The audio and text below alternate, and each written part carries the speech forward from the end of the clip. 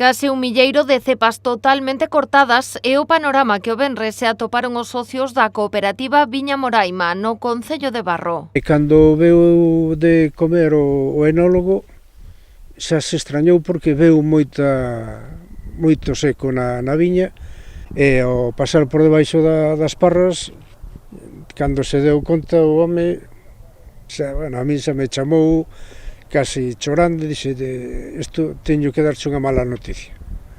E eu, que pasaría? Cortaron as cepas da viña.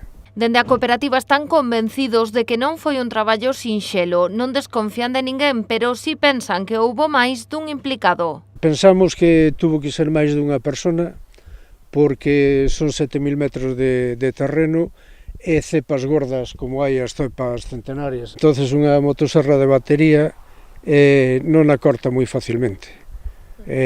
Tuvo que levarlle moito tempo. E despois as cepas novas, xa cunha cizalla, esa claro, é dar un corte e xa vai. Cepas que plantamos nós hai 4 anos, ademais nunha época en que necesitamos viño tamén. O acontecido é un duro golpe para a adega. A nivel económico suporalles unha perda de máis de 120.000 euros, pero o valor das cepas centenarias é incalculable. Sino tamén por lo que significa de historia, de cuidar o territorio, de mantelo, esas cepas que falamos que teñen 100 anos, non é unha plantación que poidas recuperar o ano seguinte, por moito que nos poida doer esta colleita, nos non podemos chegar a primavera que ven, plantar e recuperarnos, non, nos perdemos esta colleita e varias, e ademais eso, pues, co valor incalculable que teñen as cepas que son antigas, claro.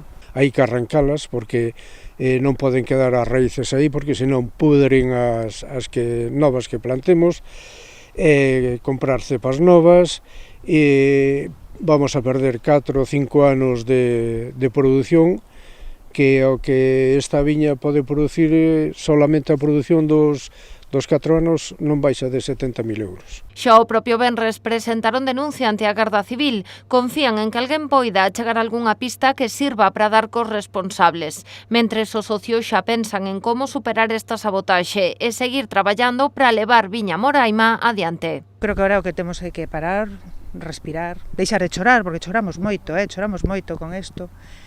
Respirar e plantexarnos eso, facer o noso plan, pues eso, 5 anos máis tarde e con menos cartos para poder afrontar o que nos ven adiante.